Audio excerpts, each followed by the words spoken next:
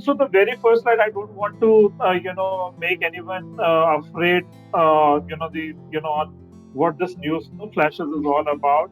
But this is primarily to give you perspective on, what may went wrong, what may go wrong if, there is a cyber breach, or if the controls are not in place, if the proper security is not in place. So, besides the financial damage, financial loss that is there to the organization, it is also the reputation that is at stake.